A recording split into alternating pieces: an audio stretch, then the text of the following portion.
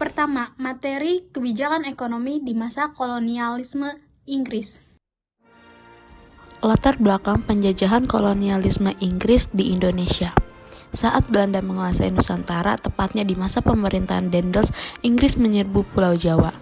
Daendels kemudian dipanggil kembali ke Belanda dan digantikan dengan Gubernur Jenderal Johnson. Sayangnya serangan yang dilakukan oleh pihak Inggris ternyata membuat Belanda menyerah dan akhirnya Belanda kalah dari Inggris. Hasil kekalahan tersebut yaitu dibuatnya kapitulasi Tuntang atau Perjanjian Tuntang yang ditandatangani tanggal 18 September 1811. Isi dari perjanjian Tuntang ini meliputi 1. Seluruh Jawa dan sekitarnya diserahkan kepada pihak Inggris. 2. Semua tentara Belanda menjadi tawanan pihak Inggris. 3. Semua hutang pemerintah Belanda bukan tanggung jawab pihak Inggris. 4. Seluruh pegawai Belanda yang mau bekerja sama dengan Inggris dapat memegang kembali jabatannya. Setelah perjanjian Tuntang ditandatangani pada tanggal 18 September 1811, ialah tanggal dimulainya penjajahan atau kekuasaan Inggris di Indonesia. Pusat pemerintahannya berada di kota Batavia. Landasan pemerintahan Inggris di Indonesia ditentukan oleh Letnan Gubernur Thomas Stamford Raffles. Dalam rangka untuk menjalankan pemerintahannya, Raffles berpegang pada 3 prinsip yaitu sebagai berikut. 1. Segala penyerahan wajib dan juga kerja rodi dihapuskan. Kemudian digantikan dengan penanaman bebas oleh rakyat. 2. Para bupati dimasukkan sebagai bagian pemerintah kolonial dan pemungutan pajak yang dilakukan bupati dihapuskan. 3. Dalam kegiatan penanaman bebas, tanah merupakan milik pemerintah dan rakyat atau petani penggarap dianggap sebagai penyewa tanah. Pertama, penghapusan segala bentuk penyerahan wajib hasil bumi. 2. Penghapusan kerja rodi dan perbudakan. 3. Penghapusan sistem monopoli. 4. Pelaksanaan monopoli garam. 5. Penjualan tanah pada pihak swasta dan melanjutkan usaha penanaman kopi. Yang keenam, penciptaan sistem sewa tanah atau land rate. Di sini dasar hukum yang digunakan yaitu pemerintah Inggris berkuasa atas semua tanah, sehingga semua penduduk yang menempati tanah wajib membayar pajak. Adapun aturan yang ditetapkan adalah sebagai berikut. A. Tanah pertanian dibagi dalam 3 kelas menurut kesuburan tanah. Kelas 1 untuk tanah subur, kelas 2 untuk tanah setengah subur, kelas 3 untuk tanah yang kurang subur. Yang kedua, tanah kelas 1 dikenakan pajak setengah dari hasil panen, kelas 2 2/5, dan kelas 3 dibebani 1/3. Yang ketiga, pemungutan pajak dilakukan secara langsung oleh pemerintah, bukan melalui sistem borong atau koreksi seperti sebelumnya. Yang ketujuh, peletakan desa sebagai unit administrasi penjajahan. Materi yang kedua ialah pendidikan di era kolonialisme Inggris. Pendidikan dan pengajaran di era kolonialisasi Inggris. Pendidikan dan pengajaran di sekolah menjadi agen primer internalisasi nilai-nilai Inggris dan Barat.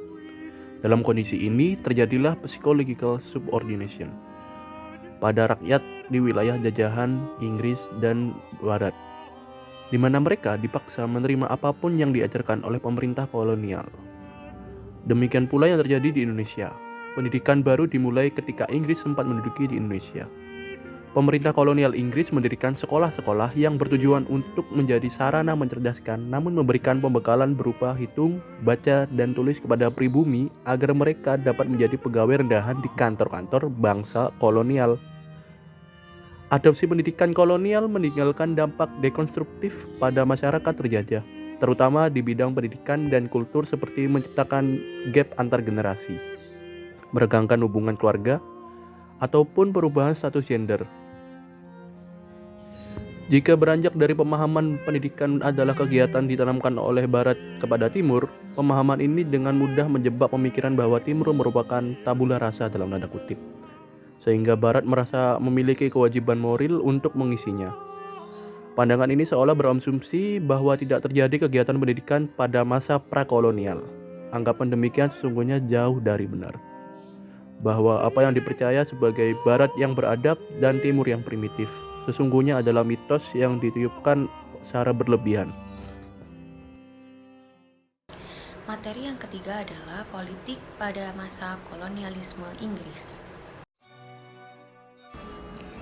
Dalam kebijakan politiknya, Raffles membuat lebih rinci dan mengambil alih-alih prefektorat cara Daendels dengan mengubah istilah menjadi karisidenan dan membagi Pulau Jawa menjadi 16 karisidenan dan juga menjadikan kabupaten pada era sebelumnya hanya menjadi kabupaten atau distrik yang berfokus pada tiap-tiap desa yang dikepalai oleh seorang kepala desa.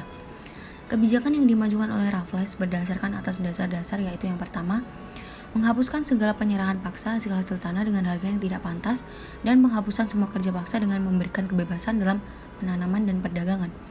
Yang kedua, pengawasan tertinggi dan langsung dilakukan oleh pemerintah atas tanah-tanah dengan menarik pendapatan dan sewanya tanpa perantara bupati-bupati yang bekerja secara terbatas hanya pada pekerjaan umum. Dan yang ketiga adalah menyewakan tanah-tanah yang diawasi oleh pemerintah secara langsung dalam persil-persil besar atau kecil menurut keadaan setempat berdasarkan kontrak untuk waktu yang terbatas. Keempat, materi tentang Kristenisasi Portugis di Indonesia.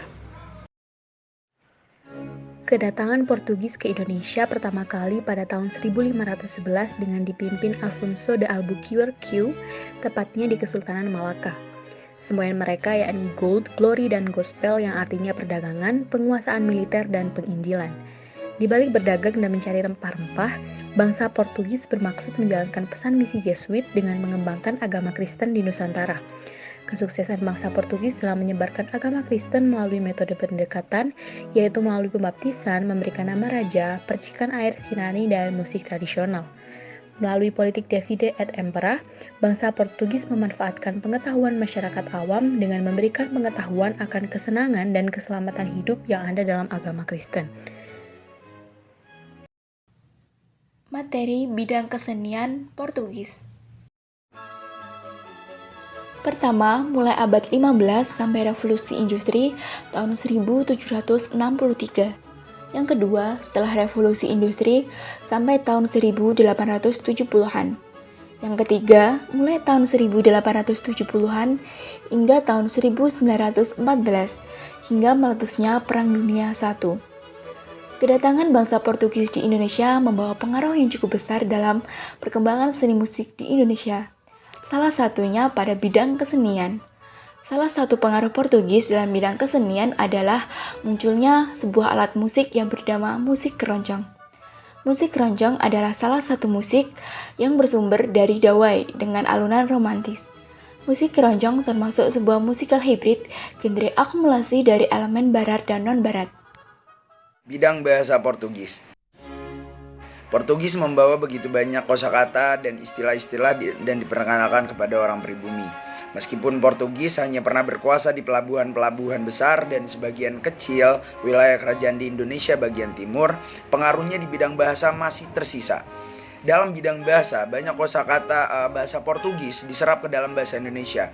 Contoh, harusnya viola jadi di dalam bahasa Indonesia biola, mesa jadi meja, caruto jadi cerutu, janela jadi jendela. Ketika Franciscus Xaverius datang ke Nusantara untuk memperkenalkan doa Bapa Kami, Syahadat Rasuli, dan Bunda Maria diterjemahkan menjadi bahasa Melayu di Malaka, datanglah ia ke Maluku. Terakhir, kesimpulan sebagai penutup. Kita sepakat bahwa kolonialisme menyengsarakan rakyat. Akan tetapi ada dampak positif yang kita rasakan dari kebijakan Raffles, yaitu kemajuan infrastruktur dan demokrasi. Sementara itu, kristenisasi yang dilakukan selama kolonialisme Portugis bermakna bahwa gereja harus tetap memberikan inspirasi di tengah masyarakat dan bukan sebagai alat untuk menjadi elit politik. Di bidang kebudayaan, para budak yang dimerdekakan oleh kolonial Portugis berganti profesi menjadi kelompok musik amatir dengan nama Tanjidor. Selain itu, bahasa yang kita gunakan banyak merupakan serapan dari bahasa Portugis yang pada abad ke-16 dan 17 dijadikan sebagai bahasa perantara di Nusantara.